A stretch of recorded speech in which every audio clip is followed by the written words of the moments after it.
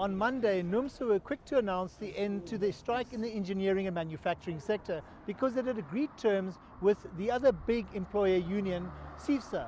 However, on Tuesday, Numsa was saying something completely different. We've locked out workers as from today, and we say them go to your union and say to them that they must come back and negotiate these issues with us. Whether they want to do it, it's not my call. While the labour movement and business groupings agreed on principles, there are some issues that economists are concerned about. Well, I think firstly the strike is not about the collapse of the economy, it's about an erosion of the economy.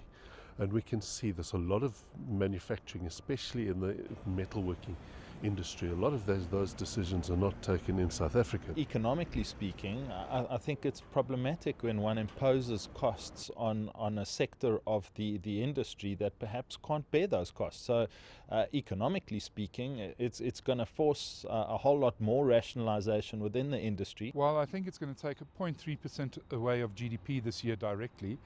Indirectly, it may add up to about 0.5% if we take the direct and the indirect, because you've got to remember when the metal industry goes on strike, the car industry or the construction industry can't work full time, and ultimately, so we think 0.5% of the year's growth is gone.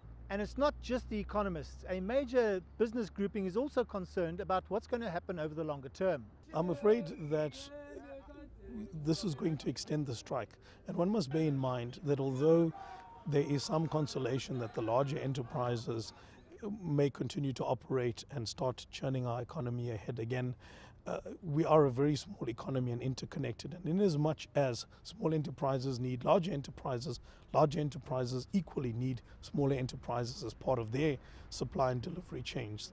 And those relationships are going to be tested. While economists are concerned about the long-term impacts, the immediate future is also in doubt because while the strike might be over, the lockout isn't. When Numsa put their demands on the table at the beginning of the strike, not Numsa, all the unions, they put their demands on the table, we put our demands on the table. They declared a dispute against us.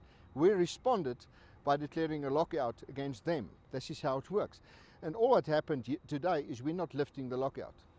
While some might herald the end of the Numsa strike in the engineering and manufacturing sector as a bit of a victory for workers' rights and basic minimum wages, there are some unresolved issues.